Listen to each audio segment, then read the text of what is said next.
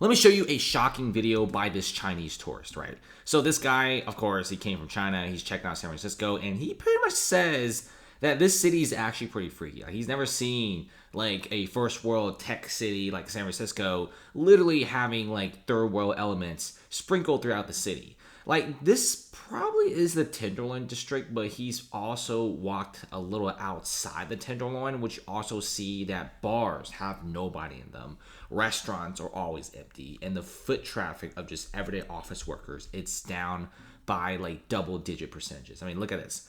Okay, just homeless people everywhere. People doing drugs. I mean, it's crazy. I mean, and by the way, like the police officers doing stuff, a lot of the guys who get arrested, they just walk right out right away. Guys, some of these areas he's walking around wasn't even this bad before, but it's really bad now. And it gets even worse at night. And guess what? The city doesn't care. You see all these businesses?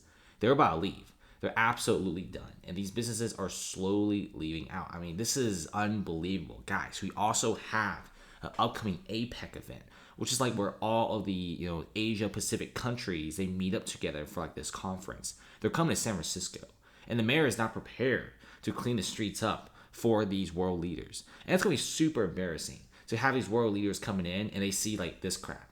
And guess what?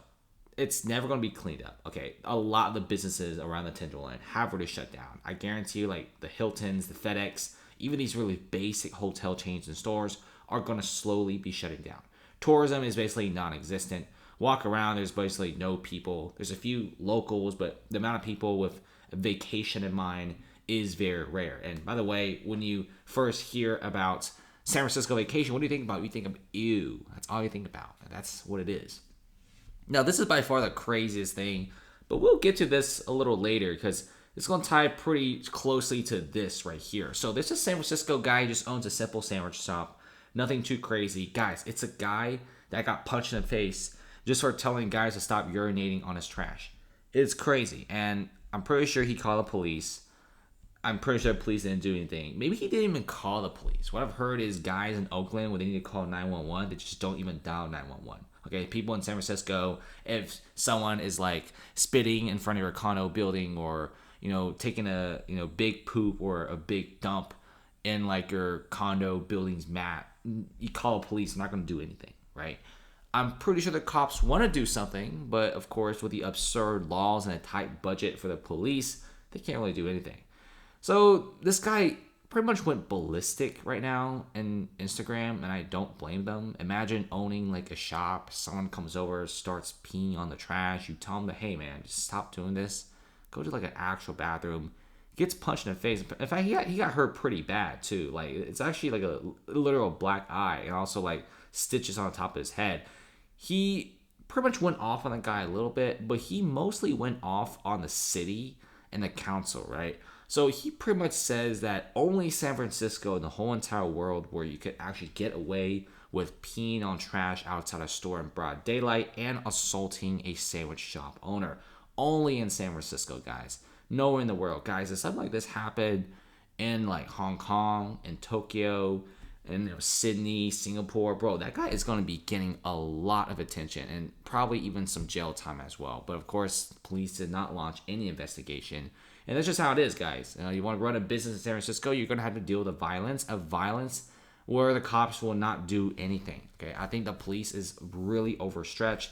They can't really do anything. And by the way, the budget for San Francisco police is actually pretty low in my opinion after looking at it. NYPD, people will say they can't really do anything, but at least they do something, right? NYPD at least does something. Okay, they don't really do that great of a job, but their budget is massive, by the way. And they at least, keep Midtown and downtown Manhattan somewhat livable. But San Francisco, the whole place is unlivable. We've always thought that Oakland was a bad part of the Bay Area, all that kind of stuff. But it's getting to the point where San Francisco is becoming like worse than Oakland, in my opinion. And if you also look at this, California got some absurd laws. I don't know what in the world they're thinking, but you also have, their task force calling to ban police from enforcing public urination laws. You can't make this up, guys. Like, you literally can't. I mean, imagine going to a country and you go to one of their cities and apparently just urinating in the middle of the sidewalk is cool. and just taking a big fat dump in front of like the Gucci store is okay, and the guy won't get arrested. I mean, this is crazy, guys. If you go to Singapore and urinate in the public, they find you $1,000. They arrest you too. Second offense is $2,000. Third offense is $5,000, and it leaves like a huge mark on your record. I mean, those guys don't play around. San Francisco, it's whatever. Urinate, and guys, this is not great for business. Imagine walking by San Francisco streets as a tourist. You're pretty hungry. You want to get a sandwich, and all you smell is poop and urine. I'm pretty sure your appetite will absolutely get ruined.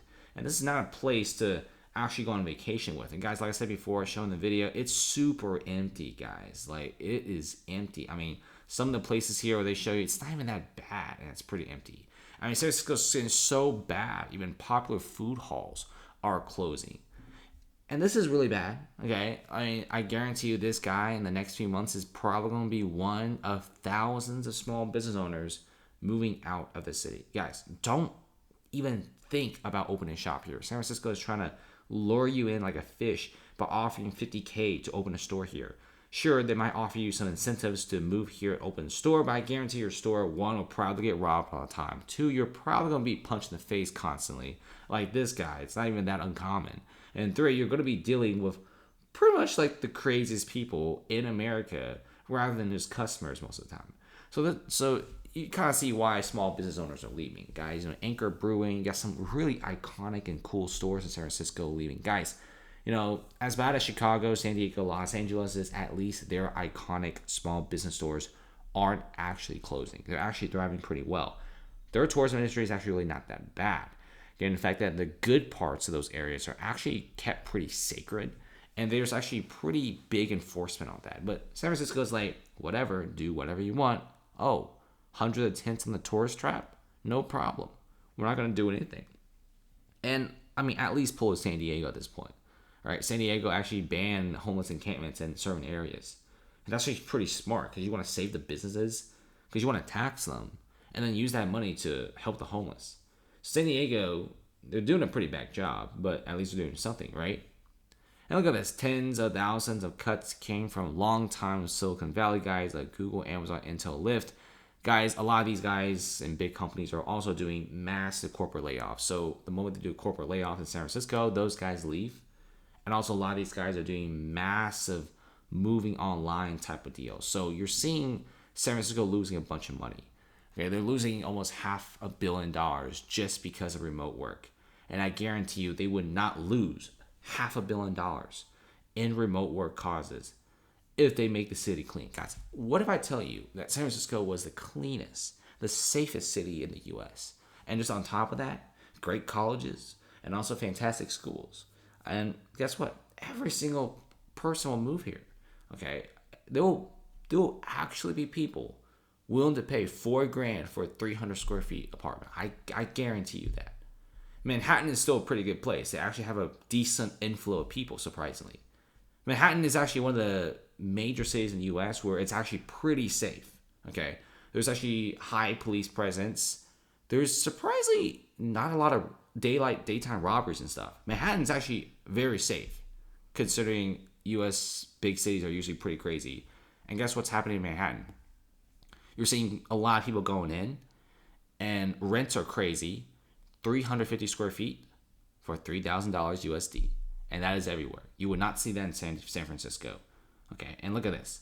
Even your local UPS is thinking about leaving. The UPS owner is saying, it smells. There are things that I see that I don't want to see anymore, like you can't unsee stuff. And he asked other merchants and residents of the Castro district to join him to protest the encampment located near Corner and Castro streets. Guys, it's not going to do anything. Okay, they could protest for days. They can't do anything. And plus, these guys have businesses.